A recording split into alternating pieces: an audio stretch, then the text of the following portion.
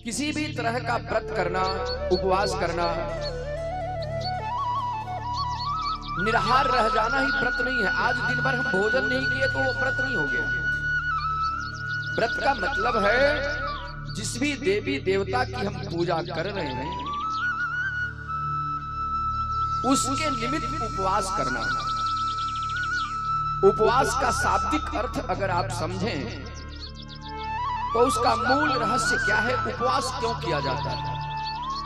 हम किसी भी तरह के व्रत में उपवास करते हैं, चाहे एकादशी का व्रत हो, जन्माष्टमी का व्रत हो, शिवरात्रि का व्रत हो, जीवित पुत्रिका का व्रत हो, किसी भी तरह का व्रत में उपवास करने का जो नियम बनाया है, क्यों बनाया?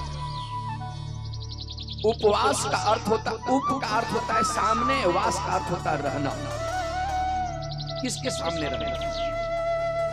तो भगवान कहते भैया जिस भी देवी देवता की पूजा की जाती है, जिस भी देवी देवता के निमित्त हम उपवास हैं, आइए अंदर आइए, हो अंदर व्यवस्था है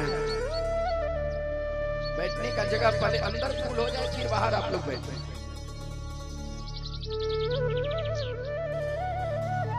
तो जिस भी देवी देवता की हम पूजा करते हैं, जिसकी आराधना करते हैं, जिसके व्रत में हम उपवास हैं, उनको अपने हृदय में पूरे दिन तक रखना।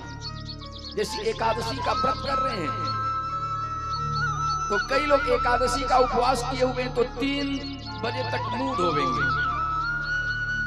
2 बजे मुंह धोवेंगे। क्यों?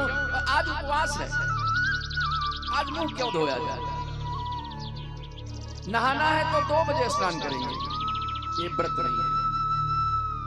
प्रातः काल अपने नित्य क्रिया से निवृत्त होकर, स्नान ध्यान शौचादि कर्म से निवृत्त होकर जितनी भी तरह की पूजा है, चाहे एकादशी का व्रत कर रहे हो, चाहे जन्माष्टमी का व्रत कर रहे हो, चाहे शिवरात्रि का व्रत कर रहे हो, स्नान समय से होना चाहिए। ये नहीं कि आज भोजन नहीं करना है तो मुंह ही नहीं धोएंगे, ब्रश नहीं करना है, ऐसा कुछ नहीं है।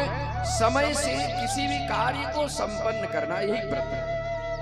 नियम में शौचादि कर्म में किसी भी तरह की कमी नहीं होगी।